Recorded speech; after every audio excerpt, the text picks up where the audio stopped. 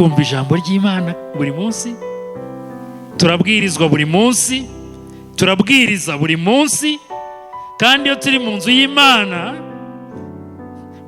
tuba dusa nk'abafite ubwo bwiza.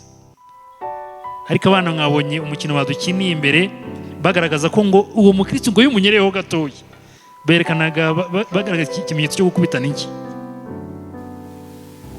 Ariko ibyo nibyo ijambo ry'Imana rivuga ngo mwebwe aho mu nzu y'Imana. Ab'iki gihe iyo miterere, iyo mitekerereze, iyo migenzereze muyizibukire. Kuba uri mu kazi ugashaka kuzamurwa mu ntera, inzira zose ubishakamo ukumva ntacyo bikubwiye, nubwo uri umukristo uri mu rusengero. Abana babivuze ngo mu itorero hari abantu bafite ibibazo bikomeye, ngo baraterana buri munsi, ngo ariko imitima yabo ntihinduka. Abantu bameze nk'abantu bakibereye ariko hahandi hakera, hafite ibintu hubakiyeho, hafite ibintu abantu bati yeriko ni kuriya, ariko Yesu amanukira guhindura. Ibyo bihe rero byo gusenga turimo kubabwira bizasozanya n'abubatsi ngo ku itariki 15 na 16 bizaba birimo kudusunikira ku kindi cyumweru kidasanzwe ku itariki ya 18 z'ukwezi kwa 12. Tuzaba turimo twegera rwose Noheli. Tariki ya 18 rero no munsi twifuza nka Paruwasi ko watubera umunsi w'igitaramo, umunsi w'ibyishimo, umunsi wo gushima Imana mu buryo budasanzwe.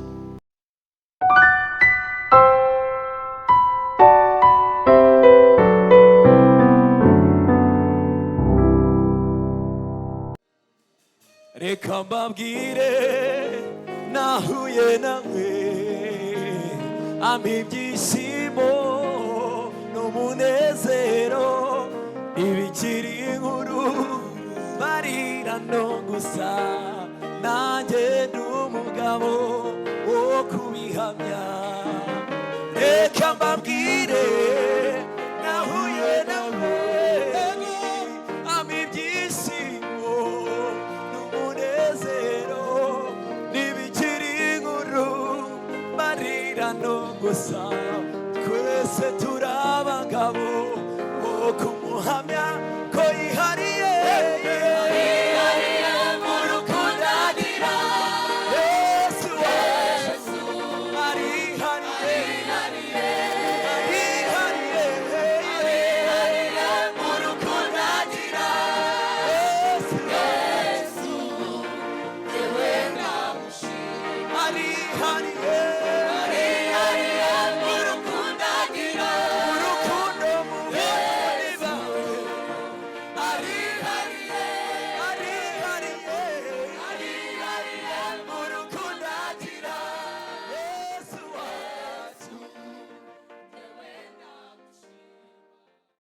Haleluya, haleluya, haleluya.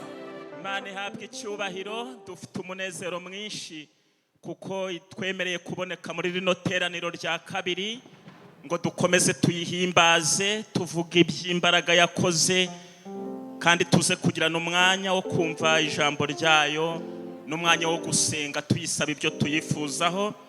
Iri teraniro ni njye ugiye kuriyobora. Umuvugabutumwa wacu arahari, Pastor Deo wo muri Paruwasi ya Kiyovu. Turibuze kugira umwanya wo kumwakira. Believers barahari, Beatitude, intama za Yesu n'abimukira, namwe bakristo mwahageze n'abashyitsi, turibuze kugira umwanya wo kubakira. Mwese mwiyumve mwikaze mu nzu y'Imana. Mbasabe dukomeze umunezero wacu, tunezererwe Imana. Akire ndamutse mw'Imana Imana yacu, nimwakire kandi mwishimire ubuntu, imbabazi n'amahoro biva ku Mana Data twese no kuri Yesu Kristo no ku Mwuka Wera. Amen. Duce bugufi dusenga Imana. Wategujwe gusenga Imana atambuke. Yacu mu izina rya Yesu Kristo duciye bugufi cyane turi muri urusengero waduhaye.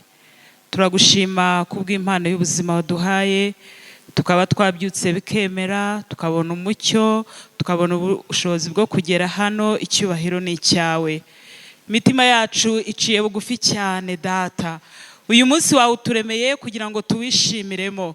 uyu munsi wawe uduhaye nk'impano ikomeye cyane, impano umubyeyi adashobora guha umwana, impano inshuti idashobora kuguha, impano n'abaganga badashobora kuguha, kuko hari igihe bakora ibyabo bikabananira ariko umuntu agahita akagenda. Wagize neza rero kuba uyu munsi duteraniye hano hantu, nuko hari ikintu gishya ushaka kuturemera mu mitima yacu.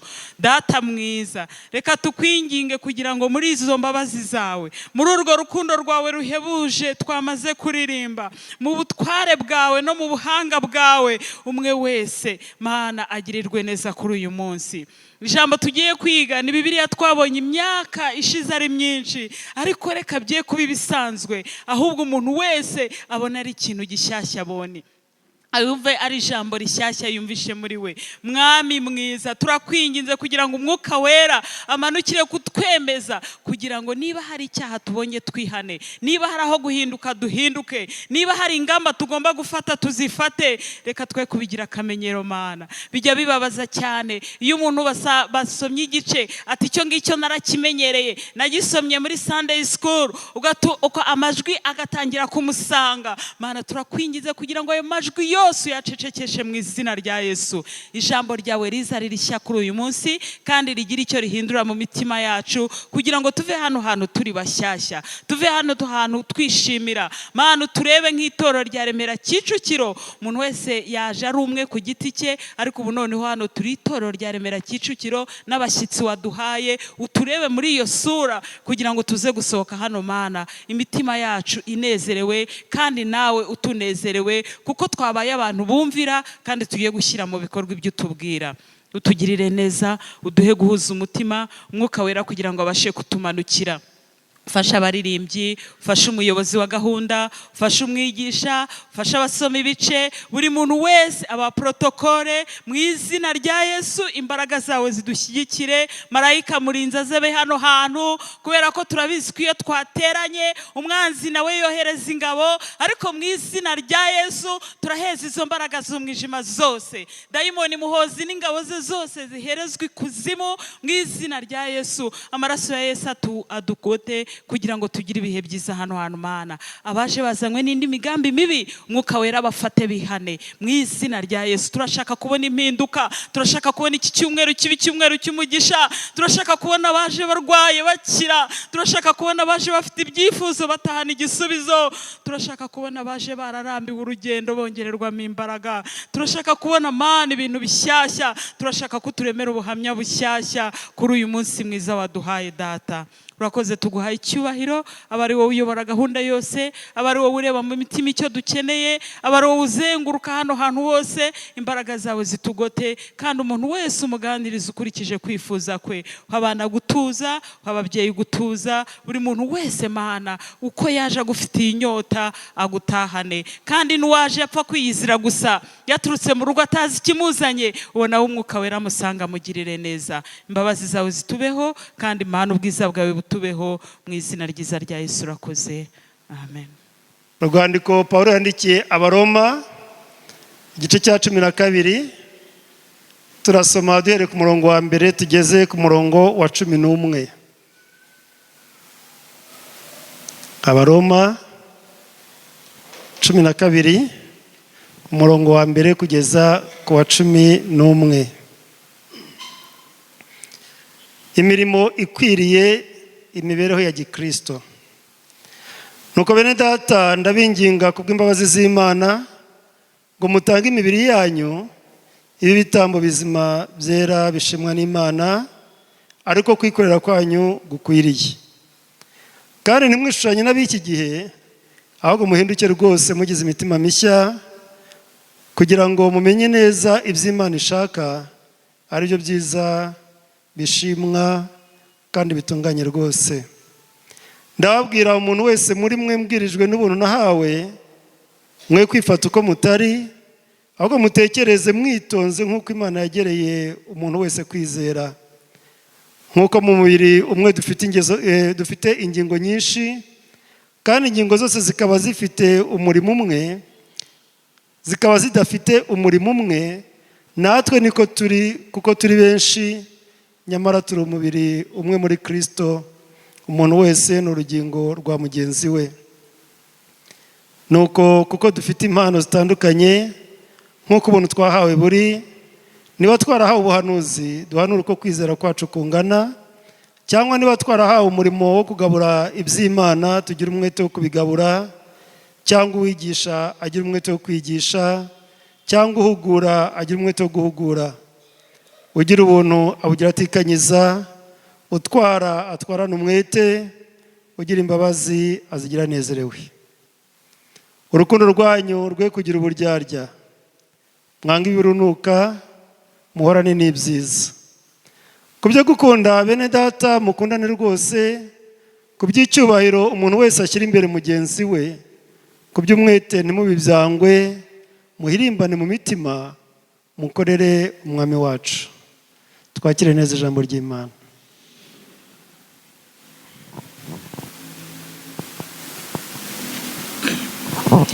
Igice cya kabiri turagisoma mu butumwa bwiza bwa Luka, igice cya 19, turahera ku murongo waho wa mbere tugere ku murongo wa 10.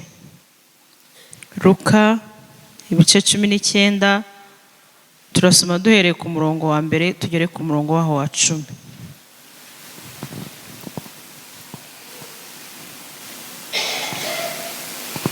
Niba mwahabonye dusome mu izina rya Yesu. Yesu agera i Yeriko arahanyura. Nuko hariho umuntu witwaga Zakayo, yari umukoresha w'ikoro mukuru kandi yari umutunzi. Ashaka kureba Yesu ngo amenye uko asa, ariko ntiyabibasha kuko abantu bari benshi kandi ari mugufi. Arirukanka ajya imbere, yurira umuvumu ngo amurebe kuko yari agiye kunyuraho. Yesu ahageze arararama aramubwira ati, Zakayo, ururuka vuba kuko uyu munsi nkwiye kurara iwawe. Yururuka vuba amwakira anezerewe. Abantu bose babibonye barabyivovotera bati, dorere agiye gucumbika ku munyabyaha.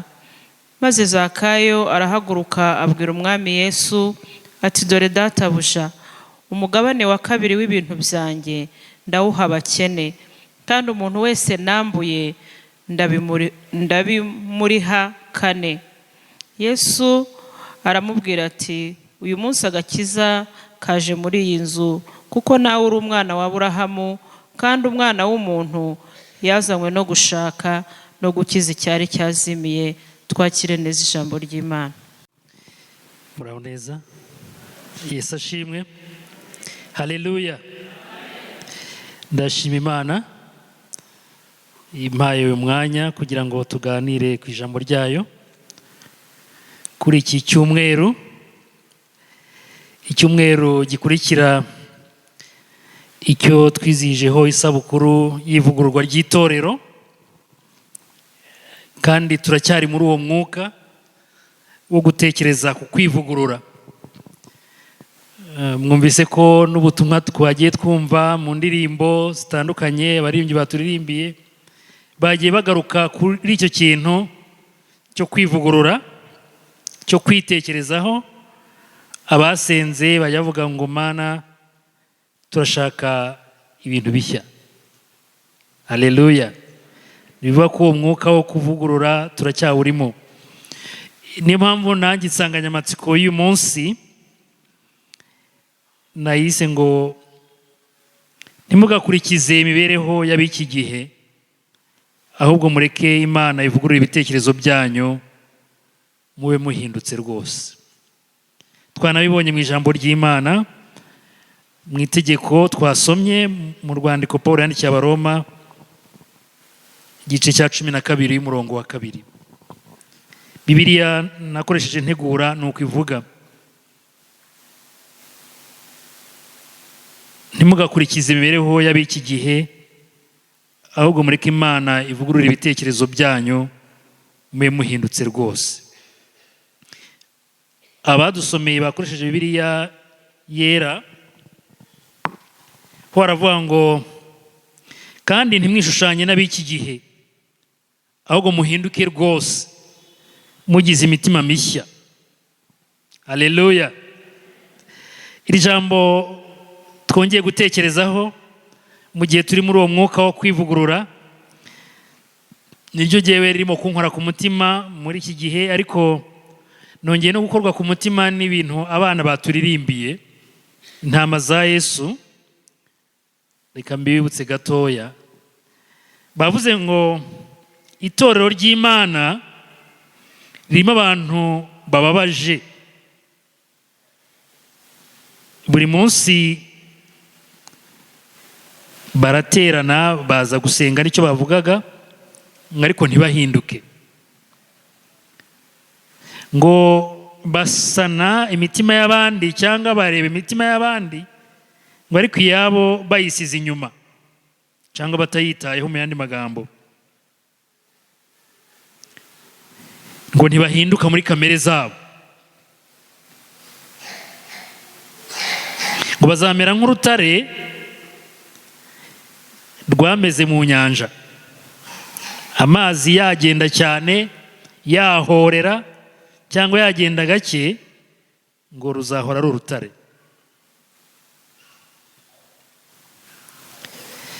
Ijambo ryanteye gutekereza, ariko none ntabwo ritandukanye n'ibyo natekereje ko tuganiraho, cy'Imana yifuje ko tuganiraho uyu munsi. Ubundi uru rutare rumera mu nyanja cyangwa rwameze mu nyanja, hari n'abavuga ngo rwatewe mu nyanja, ko ntabwo tuzi uko byagenze, niba ari inyanja yaje mbere cyangwa inyanja yaruhasanze. Ariko ubundi aya mabuye aba ari mu mazi, akenshi mu ndimi z'abegereye ku nkombe z'amazi bayita amataza. Amataza rero ni amabuye aba mu mazi, warireba utarinjiramo ukabona rirasa neza. Amazi ahora arigendaho ntirihinduke, ariko rihora rifite ubwiza. Iri buye rero risobanukirwa ryari? Urisobanukirwa iyo ugeze mu mazi, amazi akaba ashobora kugutembana ugakenera aho wahagarara. Iyo urihagazeho nta kindi kiba rirakunyereza, ahubwo ukarohama. Aba bana ibintu baririmbaga ntabwo ari ubuhanuzi, ahubwo bafotoraga itorero, bafotoraga wenda twebwe, njyewe cyangwa nawe, ko abantu bari mu itorero bafite ibibazo kubera ko nyine tumeze nk'ayo mataza. Twumva ijambo ry'Imana buri munsi, turabwirizwa buri munsi, turabwiriza buri munsi, kandi iyo turi mu nzu y'Imana tuba dusa nk'abafite ubwo bwiza. Ariko abana mwabonye umukino badukiniye imbere, bagaragaza ko ngo uwo mukristo ngo yumunyereyeho gatoya, berekanaga bagaragaza ikimenyetso cyo gukubita n'iki. Bavuga ko harimo ikibazo, ngo urwo rutare ruba mu mazi, amazi arunyuraho, kandi amazi yakagombye kuba yeza icyo anyuzeho, ngo ariko urwo rutare rufata ubwiza bw'ayo mazi, ariko mo imbere ubwo bwiza ntabwo rufite.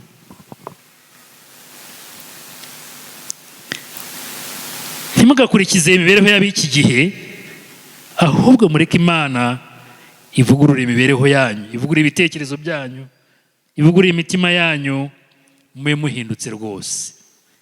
Ntekereza ko Pawulo yandikira iri torero ry'i Roma yaribonaga nk'ariya mataza menshi ari mu mazi, ahantu hagarara nk'abatembereye nko ku Kivu, urabibona cyane iyo witegeye, ubona amabuye meza, akazuba kavuye, asa neza cyane ari mu Kivu. Ugatekereza ko wenda wagenda uyakandagiraho ukazagera hakurya, ariko iyo bikinishije ubona ikinyuranyo. Byasa hari nk'iri torero ry'i Roma, sinshaka kuvuga irya hano Kicukiro, ntago ndizi, naje ndi umushyitsi. Uvuga iry'i Roma Pawulo niryo yavuze neza, ko hari washobora kubona abakristo bari muri iri torero barabagirana basa nk'abambaye ubwiza bw'Imana, ariko kugenda ubegera, kugenda ubanye nabo, ukugenda usangira nabo, ukugenda uba inshuti nabo, ukabona ko imitima yabo iri kure rwose. ukabona ko ibitekerezo byabo biri hasi cyane rwose. Nibyo byabaye kandi kugira ngo habeho gahunda y'ivugurura ry'itorero nk'uko twabyize mu cyumweru cyashize, ngo Martin Luther abona ukuntu itorero ryari ribayeho, ibyo ryigishaga n'ibyo bakoraga muri icyo gihe, abona ko bidahamanya n'umwuka w'Imana kandi bidahuje n'ibyanditswe byera. Imana imuhishurira ko hakwiye kubaho impinduka. Ng'icyo gihe itorero ryigishaga ko abantu bashobora kubona agakiza, bashobora kubona ubuntu bw'Imana babuguze. Itorero akaba ari ryo risa nkaho ritanga agakiza, ariko kugira ngo ukabone ugashyira amafaranga menshi cyangwa izahabu nyinshi mu isanduku y'itorero, ukwishyiramo niko ubuntu busaga. Bari barahimbye nyine imyigishirize ivuga ngo niba upfuye cyangwa babe bapfuye, roho zabo zijya muri purigatori, ni ahantu zigenda zigasinzirira zigatunganyirizwa. Ibyaha byaba ari bikeya, roho ikavamo vuba ikajya mu ijuru, byaba ari byinshi ikaba yazana bijya mu muriro. Noneho itorero cyangwa kiliziya icyo gihe bigisha abakristo bati kugira ngo roho yawe ivemo aho ngaho na roho z'abawe bapfuye, ushobora gutanga amafaranga menshi. Uko utanga menshi, uko izahabu igenda mu isanduku y'itorero iba nyinshi, niko roho z'abawe zizamuka, niko n'iyawe kandi izazamuka vuba idatinze aho ngaho. Itorero ryigisha gutyo, abantu barabyemera barabyubaha, ariko washaka no kubinyomoza ukaba wabizira. Ariko Martin Luther asomye ijambo ry'Imana abona ko ari ngombwa ko bavugurura. Ijambo ryamukoze ku mutima ni ijambo riri muri Bibiliya mu byanditswe byera, nk'uko twarisomye ubushize mu Baroma ndetse no mu Befeso, ahavuga ngo kuko bose bakoze ibyaha ntibashyikira ubwiza bw'Imana, ahubwo batsindishirizwa n'ubuntu bwayo ibahereye ubusa kubwo gucungurwa kubonerwa muri Yesu Kristo.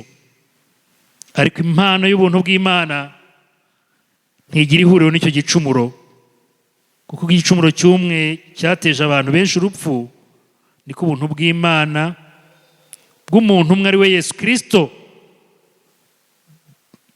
byarushijeho gusaga kuri benshi. Haleluya! Mwakijijwe n'ubuntu kubwo kwizera, ntibyavuye ku mirimo yanyu, ahubwo ni impano y'Imana. Haleluya! Ngo uyu mugabo amaze kubisoma ahishurirwa ikintu gikomeye, ko abo mu gihe cye, mu gihe bari barimo, batannye umurongo w'ukuri rwose. Turagaruka tuvuye i Roma, ubwo tuvuye mu Baroma ariko tugeze i Roma.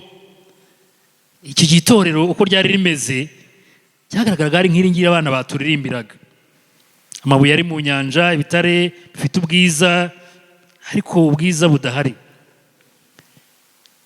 Martin yarakomeje gusoma ahishurirwa amahame 5 y'ingenzi, ngira ngo mbibutse. Irya mbere, yabonye ko ibi byanditswe byera, Bibiliya, ari wo muyobozi wonyine w'ikirenga w'umukristo. Tuyoborwa n'ibyanditswe byera. Ibyo twigisha bigomba kuva muri Bibiliya, ibyo duhanura bigomba kugenzuzwa Bibiliya, imiyoborere yacu igomba kugendana na Bibiliya, imibereho yacu igomba kugengwa n'ijambo ry'Imana. Nkunda kubivuga Abaprotestani, niyo uhagurutse ubuhagurutse mu iteraniro ukatubwira ngo muceceke babwire ngo ni njye Uwiteka ugiye kuvuga, Abaprotestani bose bahita barambura Bibiliya, reka twumve ibyo agiye guhanura ko Bibiliya ibyemera. Itabyemera turakubwira ngo wavangiwe rwose. Icya kabiri, Kristo niwe muhuza wenyine w'Imana n'abantu.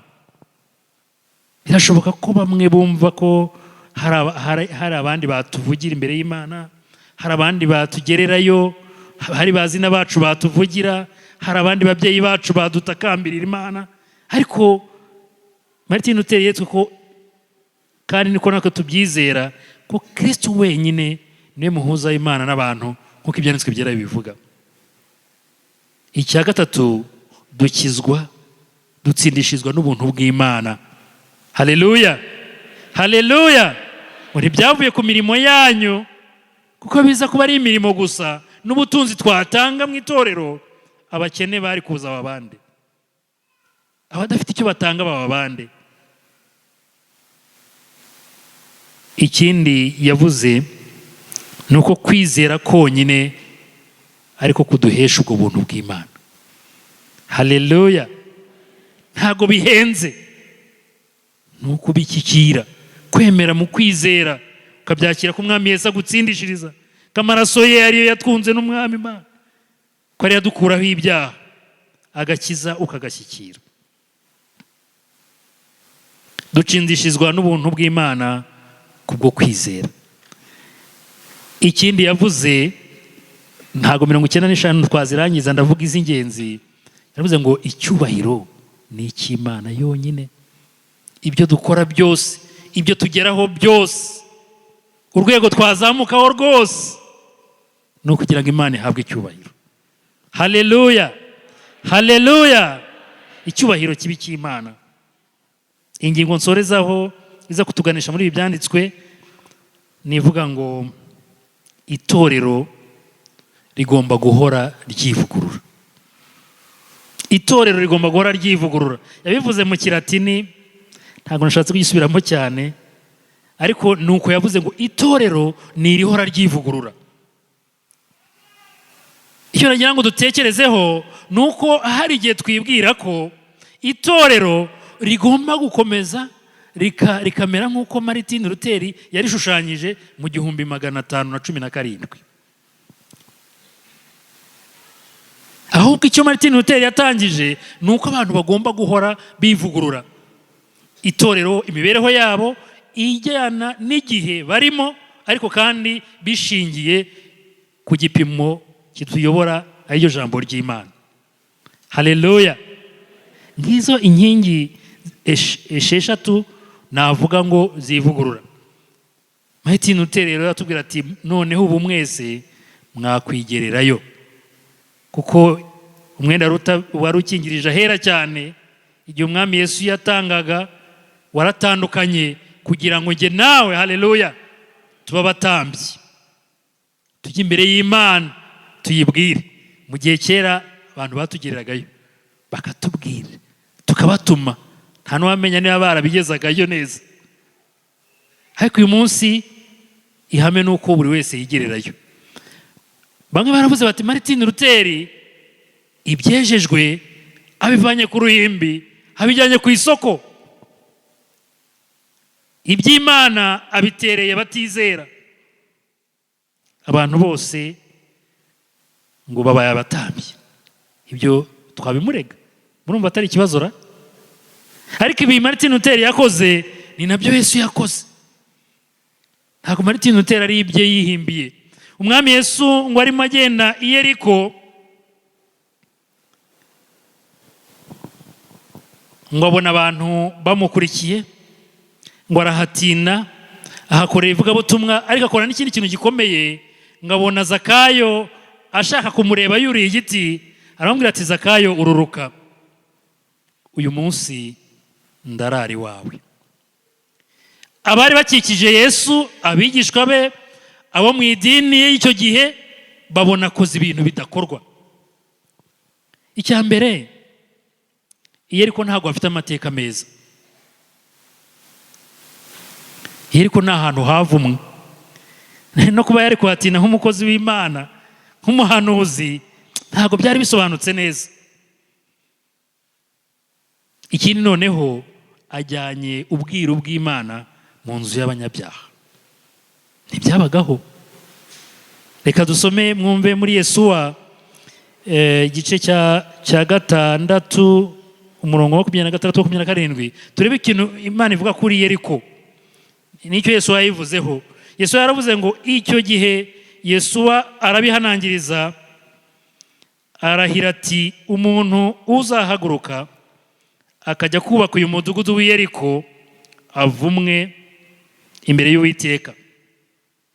Igihe azubaka urufatiro rwaho azapfusha imfura ye. n'igihe azahatera inzugi z'amarembo azapfushe umuhererezi we. Nuko Uwiteka yabanaga na Yesuwa kandi arogera, byamamara mu gihugu hose cyangwa igihugu cyose. Yeriko urumva ifite amateka. Ibyo byagiye bikura igira isura idasanzwe mu myemerere, mu idini ry'icyo gihe. Ntabwo abantu bahatindaga, ntabwo hari ahantu ho kujya gukorera umurimo. Ariko Yesu azanye impinduka. Bene kugira ngo twumve uburemere byari bifite, reka dusome mu Bami ba mbere 16:3-4. Biriya Yesuwa yavuze Yeriko byarahabaye. Reka turebe ko tubibona.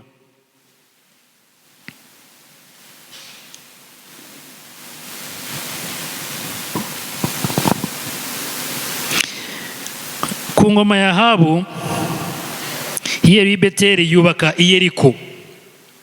Igihe yubakaga urufatiro, apfusha umwana we w'imfura witwaga Abiramu.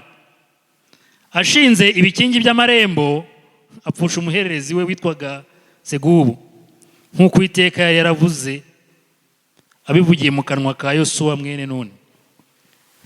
Murumva ahantu Yesu arimo gukora umurimo, abo mu idini ye bahagombye uko bahabona. Rubanda ruhamukikije rumukurikiye uko ruhabona. Niho Yesu asanze Zakayo, agiye guhindura imyumvire, kuvugurura. Yesu abwira Zakayo ati, uyu munsi nawe ndarara iwawe. Zakayo aramujyana, amugejeje mu rugo ngo baranasangira, abantu bakaryana inzara. Zakayo amaze kwakira Yesu Kristo we, ibintu birahinduka. Haleluya, haleluya. Dawe twasengeraga ngo Imana idukorere ibintu bishya. Ibintu bishya bishobora kuba gute mu buzima bwacu nk'abakristo? Bishobora kuba gute mu buzima bwawe? Yesu yageze muri wowe, Yesu yageze iwawe, hari ibintu bishya bishoboka. Yesu ageze iwawe mu rugo, hari ibintu bishya bishoboka. Kuba abana, umugore, umugabo, abaturanyi bashobora kumenya ko iwawe hari ikintu kidasanzwe. Haleluya. Zakayo ngo amaze kwakira Yesu, ibitekerezo birahinduka, azana umutima nama, ahishurirwa ko hari abantu yarenganije.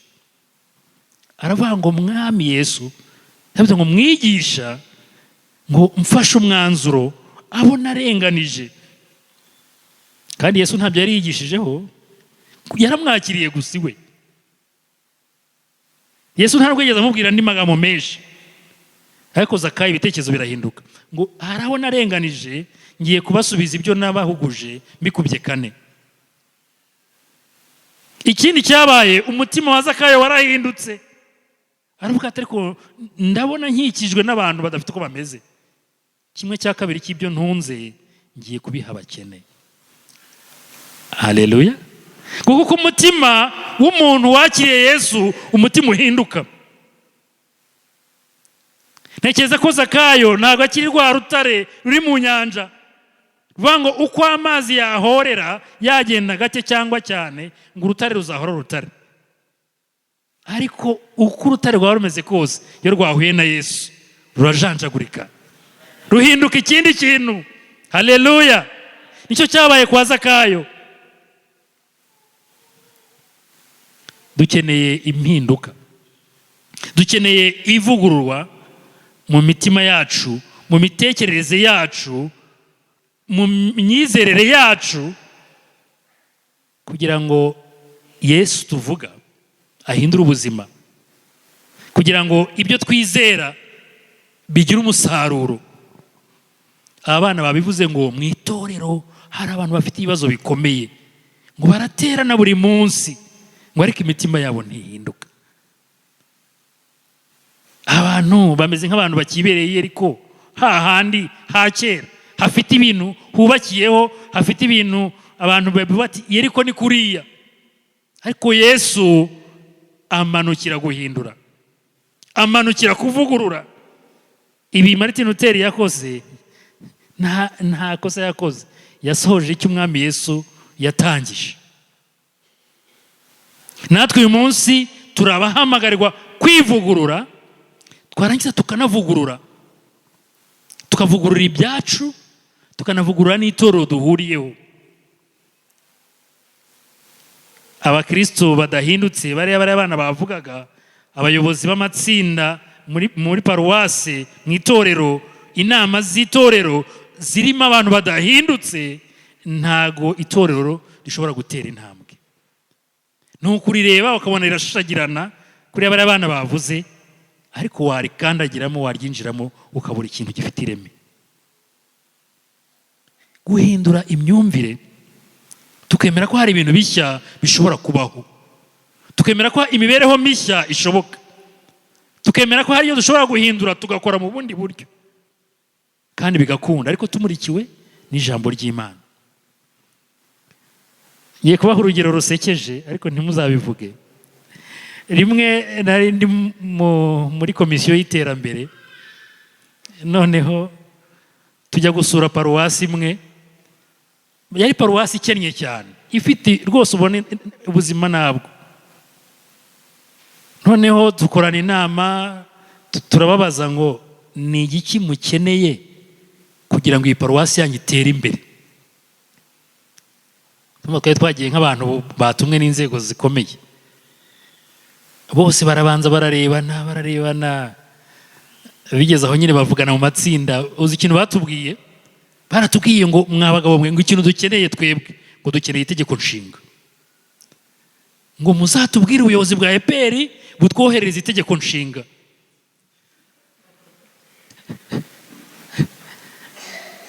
Bari bafite urusengero, nibuka umushumba icumbi yararagamo, uwo munsi nari naraye muri iyo paruwasi, nararyamenye kubona umuntu akibona umwe iratambutse, kuko nimo uburyamye amabati yarajemo imyenge, ngiye kubona umuntu akibona umwe iratambutse.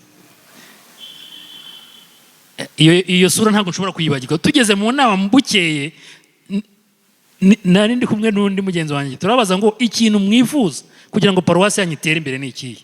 Baratubwira ngo ikintu twifuza ni kimwe gusa, ni itegeko nshinga. Muzabwire ubuyobozi bwa EPR buri twoherereze, bazaryohereze impapuro zitugereho.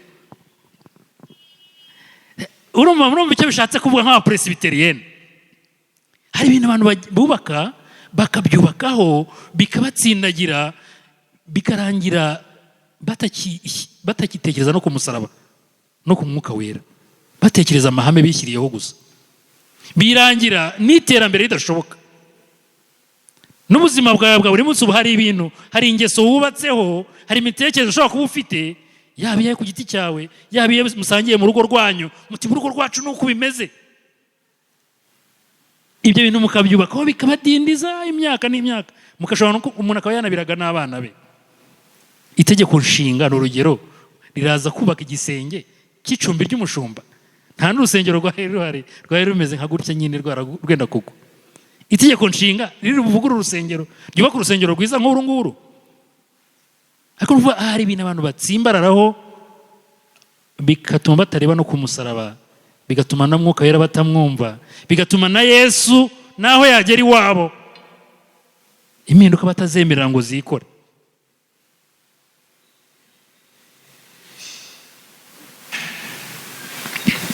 Nimwishushanye n'ab'iki gihe, ahubwo mureke Imana ivugurura ibitekerezo byanyu n'imitima yanyu, ngo kugira ngo mumenye ibyiza bishimwa kandi binezeza Imana. Haleluya! Ntushobora kumenya ibinezeza Imana udahinduye imitekerereze. Ntushobora kumenya ibinezeza Imana ushaka kwijyanira n'iby'iki gihe gusa. Ab'iki gihe Pawulo atubwira ngo twitandukanye nabo, ni abantu bateye bate? Wowe urabazi? Hari ikintu batekerejeho? Ubundi iyo ndi muri paruwasi nisanzuye menyereye ntanga mikoro n'abakristo tukajya impaka mu iteraniro. Ariko reka nemere mbivuge nyuko mbyumva, ab'iki gihe barimo bararangwa n'ibintu bibiri bikomeye. Abo kwa Pawulo barafite ibyabo, kwa Martin Luther barafite ibyabo, kwa Yesu bari bafite ibyabo na Zakayo ni Yeriko, twabibonye hano. Ariko ab'iki gihe cyacu ibintu ngiye nabonye bibiri bidukomereye. Icya mbere ni umwuka w'ubwigenge. Umwuka w'ubwigenge, nta muntu ushaka kubwirwa, nta ushaka kugirwa inama, nta ushaka gukosorwa. Iyo bigeze ku rwego rundi, abantu ntibashaka no kuyoborwa, abantu bashaka kwibera uko babyumva. Umugore mu rugo arashaka kuba uko abyumva, ntashaka ngo umugabo cyangwa umwana amubwire ibi. Umugabo mu rugo ntashaka umugore ngo amubwire ngo byagenda gutya, cyangwa umwana mu rugo ntashaka ngo ababyeyi bamubwire ngo byagenda gutya. He naho bigera n'abakozi n'abakoresha, umukozi akaza agasaba akazi apfukamye, yagera mu kazi ntiyemere ko umukoresha amubwira ibyo agomba gukora. Abakristo mu rusengero ntabwo bashaka ko babwirwa umurongo, oya turabaho uko tubyumva. N'ijambo ry'Imana ngo tubivuga ngo niryo rituyobora, oya turayobora uko ibitekerezo byacu bitubwira, turitwara uko ibitekerezo byacu bitubwira. Ab'iki gihe nuko bameze. Ndibwo nivugira muri wacu mu rusengero, ariko ugiye no hanze, ab'iki gihe nabo bajya gusa nkatwe gutyo, bashaka kwigenga mu by'ibyo bintu. Natwe ariko ubwigenge namwe tubushakira ahangaha nyine. Mperutse kubona akantu batambukije ku mbuga nkoranyambaga, abana b'abasore barimo babwira pasiteri, bamubwira ngo sha pasiteri, ngo bamusunika bamubwira ati murekere aho gusirimba, abandi bati oya, ati musaza ba wigiyeyo. Urumva twebwe dushaka kwisanzura mu rusengero, tukageraho tukarenga imbibi. Ariko n'abari hariya hanze, buriya tubajije nk'umuyobozi w'akagari cyangwa w'umurenge, yakubwira b'iki gihe ayoboye ukuntu bashaka kumera. Icyo ni icya mbere. Icya kabiri, ab'iki gihe ni abantu, turi abantu dushaka kugera ku byo twifuza vuba kandi byinshi, ariko kandi dukoresheje inzira izo arizo zose, ntacyo tuziririje, ntacyo twubashye, ntacyo dutinye, ntacyo duteye isoni. Turashaka kugera ku byo twifuza. Ab'iki gihe ngiye nuko nabafotoye, ariko ibyo nibyo ijambo ry'Imana rivuga ngo mwebwe aho mu nzu y'Imana. Ab'iki gihe iyo miterere, iyo mitekerereze, iyo migenzereze muyizibukire. Kuba uri mu kazi ugashaka kuzamurwa mu ntera, inzira zose ubishakamo ukumva ntacyo bikubwiye, nubwo uri umukristo uri mu rusengero. Kuba uri umucuruzi nubwo uri umukristo ugashaka kunguka cyane, kugabanya ireme ry'ibyo ucuruza, cyangwa gukora izindi nzira izo arizo zose ijambo ry'Imana ritemera, ariko uravuga ngo niko business zikorwa wana. Kandi uri mu nzu y'Imana. Mu ngo zacu tugashaka kugera ku byo twifuza, ibyo dushaka kugera, inzira izo arizo zose, tukirengagiza ko hari indangagaciro ijambo ry'Imana ritubwira ngo abari mu nzu y'Imana ntibakwiye kurenga ahangaha. Ibyo dushaka kugeraho no guhaza imitima yacu, tugashaka kubigeraho, nta na kimwe kiduteye ubwoba, nta na kimwe kiduteye isoni. Pawulo nibo arimo kubwira ab'iki gihe cyacu. Wowe ni iki kigukora ku mutima kuri iri jambo? Uri mwishushanye n'ab'iki gihe, ahubwo muhinduke rwose. Imana ivugurure imitima yanyu n'ibitekerezo byanyu, kugira ngo mumenye ibyiza bishimwa kandi binezeza Imana. Iyo myitwarire y'iki gihe rero yo gushaka kwigenga no kwiberaho uko ubyumva no kugera ku byo ushaka mu nzira izo arizo zose, nta n'agatima nama kagukomanga, nibyo ijambo ry'Imana rivuga ko atari byo. Nibyo Zakayo yari arimo. Yesu aramubwira ati hoya, hindura imitekerereze, hindura umutima. Nibyo itorero ryarimo mu gihe cyo kuvugurura, Martin Luther aravuga ati hoya, ijambo ry'Imana si ikirivuga. Nibyo abaroma bari barimo. Pawulo arababwira ati hoya, ijambo ry'Imana si uko rivuga.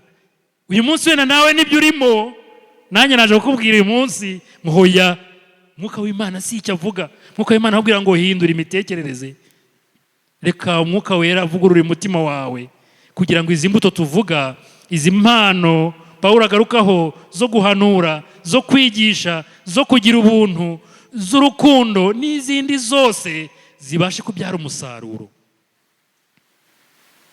Hanyuma ubuhiriwe, aho kugira ngo ubuhanuzi bujye bumanuka buri gihe butubwira ngo murafitwe, muragowe, abantu muri mu nzu y'Imana, ngo ariko mudahinduka.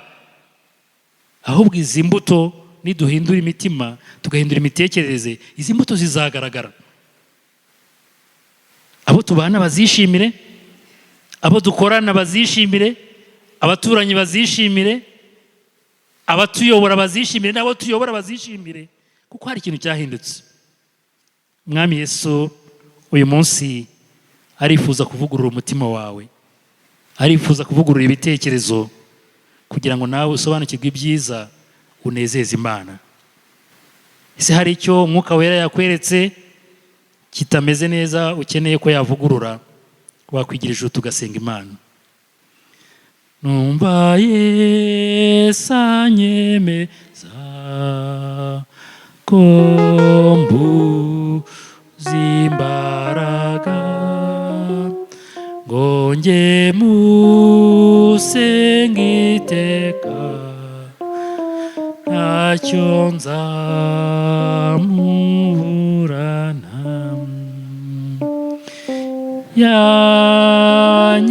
Yanyishyuriye ya myenda yose,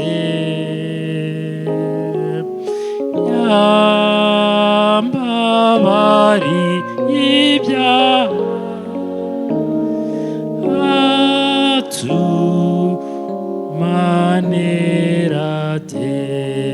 atumanerate. Nawe wakwigira ijuru tugasenga Imana, kugira ngo Imana ikomeze ivugurure umutima wawe. Mwami Yesu, niwe byiringiro byacu, niwe mbaraga zacu, niwe wenyine ubasha kuvugurura imitima yacu n'ibitekerezo byacu. Nyamara Satani araturiganya kenshi. Twemerere uyu mwanya duhagurukiye imbere yawe, twakinguye imitima yacu kugira ngo yivugurure.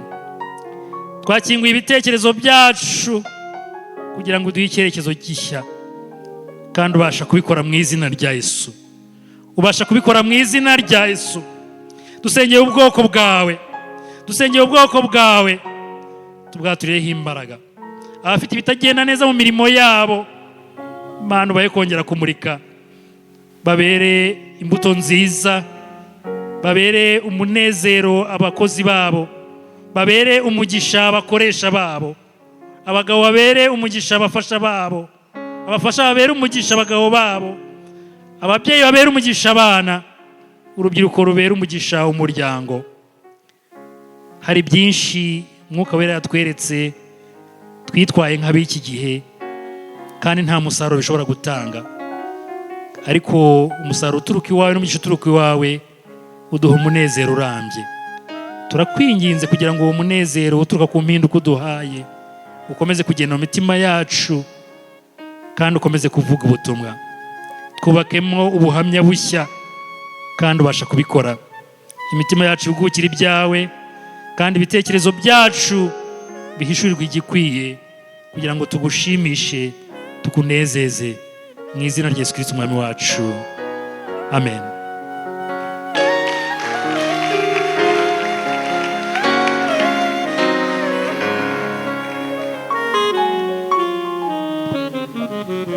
Imana ihabwa icyubahiro. Ntekereza ko iki ari igihe cyacu cyo kuvugururwa, kuko tumaze ibyumweru bibiri kuri iri jambo, kandi ndabizi ko n'uyu munsi tuguwe neza. Twongere dushimire Imana kubw'ijambo ryayo.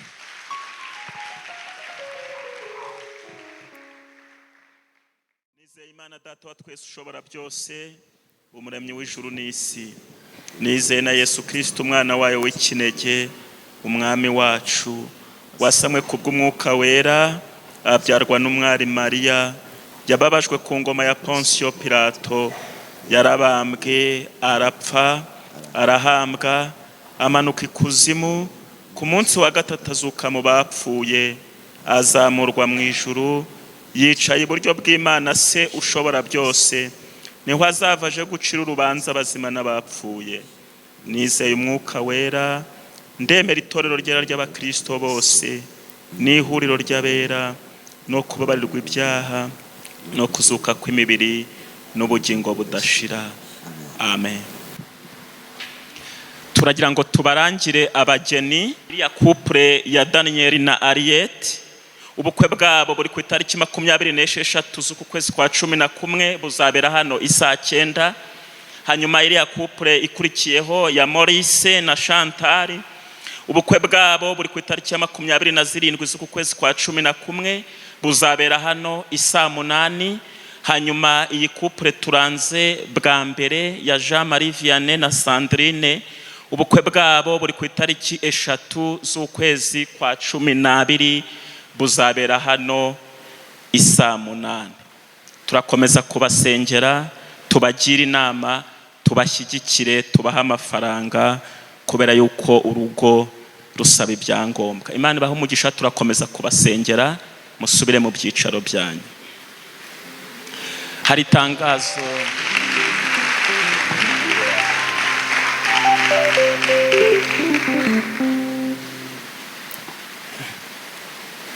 itangazo rya kabiri, nsabe perezida wa komisiyo y'ivugabutumwa atambuke aritugezeho. Yesu ashimwe. Itangazo tuje kubagezaho mu rwego rwa komisiyo y'ivugabutumwa ni naryo twahaye iteraniro ryabanje rya mu gitondo. Ni gahunda ijyanye n'ibihe byo gusoza uyu mwaka. Nk'uko mubibona turi mu minsi twatagiye kwinjira mu bihe byo gusoza uyu mwaka. Hanyuma rero komisiyo y'ivugabutumwa na Paruwasi muri rusange turimo turategura ibihe byo kwegera Imana cyane, kugira ngo nk'uko ijambo ry'Imana ryabitubwiye turusheho rwose kuvugururwa mu bugingo ndetse no mu buzima busanzwe. Turimo rero turategura ibihe byo gusenga mu byiciro bigiye bitandukanye, ku buryo buri mukristo wese wo muri Paruwasi yacu cyangwa se n'umushyitsi wadusuye nabyifuza kuza azahembuka rwose, tugasoza umwaka dusenze. Dufite byinshi byo gusengera birumvikana, yaba ari buri cyiciro, ariko no mu buzima busanzwe ubwawe ukeneye kwisengera, ugasengera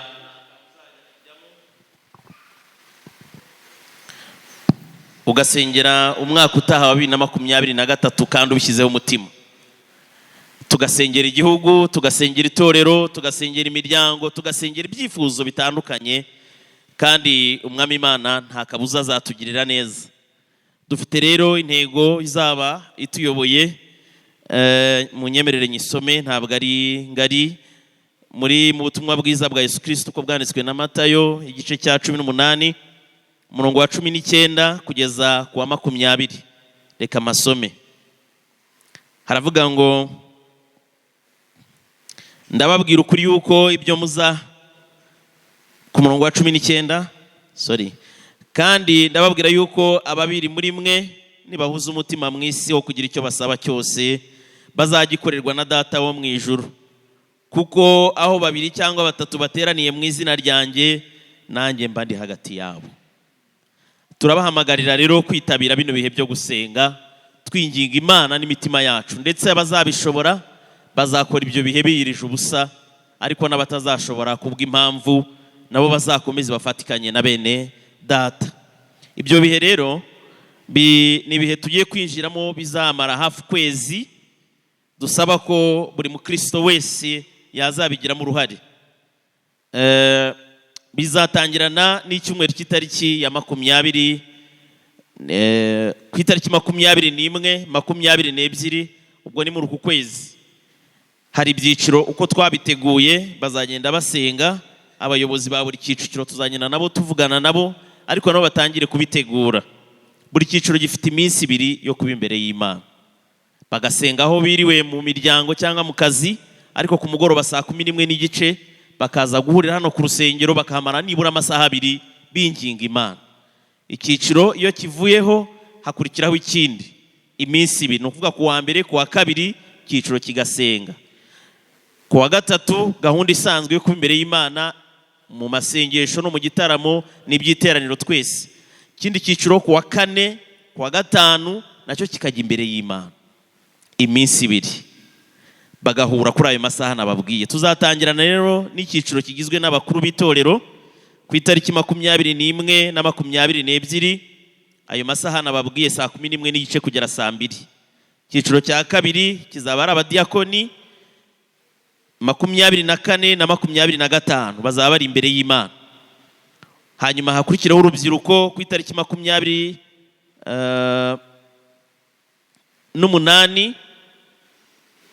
na 29. Hazakurikiraho ababyeyi ku itariki ya mbere n'iya kabiri bazaba bari imbere y'Imana. Hazakurikiraho abagabo ku itariki 5 n'esheshatu. Hanyuma hazaza kandi abayobozi abaperezida b'amakorari, abaperezida b'amakomisiyo, abaperezida b'amatsinda hamwe n'abashumba bacu. Nabo bazagira igihe bajya imbere y'Imana iyo minsi uko ari 2 ku itariki 12 na 13. Hanyuma tuzasoza kububatsi ingo, nabo bazamara iminsi 2 basenga ku itariki 15 na 16. Twirirwa dusenga iyo migoroba tugahurira hano.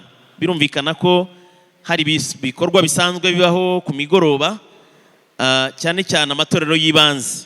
Kuva kuri itariki ya 21 amatorero y'ibanze ntabwo tuzaba tuyakorera aho dusanzwe tuyakorera, ahubwo kugira ngo hatagira ucikanwa muri ibihe byo kuba imbere y'Imana, twese tuzaba duhurira hamwe amatorero y'ibanze nayo aza guterana n'abandi muri iyo gahunda. Ibyo bihe rero byo gusenga turimo kubabwira bizasozanya n'abubatsi ngo ku itariki 15 na 16 bizaba birimo kudusunikira ku kindi cyumweru kidasanzwe ku itariki ya 18 z'ukwezi kwa 12. Tuzaba turimo twegera rwose Noheli. Tariki ya 18 rero ni umunsi twifuza nka Paruwasi ko watubera umunsi w'igitaramo, umunsi w'ibyishimo, umunsi wo gushima Imana mu buryo budasanzwe. Birumvikana ni icyumweru kizaba kiduhuje twese abakristo, ab'iteraniro rya mbere n'irya kabiri, twese tuzaba turi mu iteraniro rimwe. Ni icyumweru tuzashima Imana, tukibuka imirimo Imana yadukoreye umwaka wose, ariko by'umwihariko tukazashima Imana idushoboje kumara umwaka wose dusengera mu rusengero rw'izi Imana yaduhaye. Niba amashyari y'Imana ni mukome menshi cyane. Ngira ngo nkuko mubyibuka mu nteko y'abakristo ishize, abakristo bifuje umunsi nk'uyu wo kuzishima tugasangira. Icyo ni igikorwa kindi kizabaho, tuzasangira, ndetse havuzwe ijambo ryiza ko tuzabaga ikimasa. Cyari igitekerezo ariko tuzahuza, tuzasangirira hamwe abitorero twese. Tuvuye mu bihe byo gusenga twinjiye mu bihe byo gushima Imana, ariko tunasabane dusangira. Ko rero kera twabikoraga, umuntu yazanaga ibyo yaduteguriye tukabisangirira hamwe. Ntabwo kuri inshuro ariko tuzabigenza, kandi turabinyotewe, turabikumbuye. Muzi ko duheruka gusangira haciye imyaka 3. Murumva tutabikumbuye? Hanyuzemo ibiri ya Covid n'ibindi, none Imana idukinguriye uburyo tugomba kwishima, nibura kwiduhaye n'ubwo buryo bw'uko abakristo bicara bagasangirira hamwe. Roho nzima mu mubiri muzima. Ku wa gatanu utaha w'icyumweru gitaha 18 z'uku kwezi, urubyiruko twateguye siporo nimugoroba night run. Izatangira saa 11. Tuzahurira hano, abayobozi ba siporo batuyobore inzira tuzacamo dukora iyo siporo. Turifuza kuzabana n'urubyiruko rwose n'abakuru kugira ngo twese turusheho kugira ubuzima bwiza. Imana ibahe umugisha. Mana, tugushimiye ko ibyo twagusabye wabiduhaye. Twakubwiye dutangirira iteraniro ngo ubane natwe udushyigikire. Twabonye ubwiza bwawe, twumvise ijambo, twaguwe neza. Twaguwe neza kuko amasengesho yacu yose yageze kuri wowe, kandi turahamanya n'umwuka wera ko ibyifuzo byacu byose wabyakiriye. Tugiye gutangira kubona ibisubizo biturutse mu ijuru, ibisubizo bikubiyemo gukiza indwara, ibisubizo bikubiyemo kugaburira abashonje, ibisubizo birimo guca intambara hagati mu miryango, ibisubizo birimo gutanga amahoro hirya no hino mu bihugu bigiye bitandukanye ku isi hose. Twizeye kandi twiringiye yuko wongereye imbaraga abari bacitse intege mu buryo bw'umwuka binyuze mu ijambo twumvise, kandi mwami dufite ibyiringiro ko nta muntu n'umwe utarebye neza ari imbere yawe kandi arimwo agusenga. Turagushimye rero kuko waduhaye ibihe byiza, tugiye gusubira muri gahunda zigiye zitandukanye. Turasabye ngo ugendane na buri wese, urinde intambwe z'ibirenge byacu, kandi amahoro yawe arushaho kugumana natwe mu izina rya Kristo Yesu, amen. Saba umugisha w'Imana, Uwiteka Imana yacu igira neza, ibane namwe.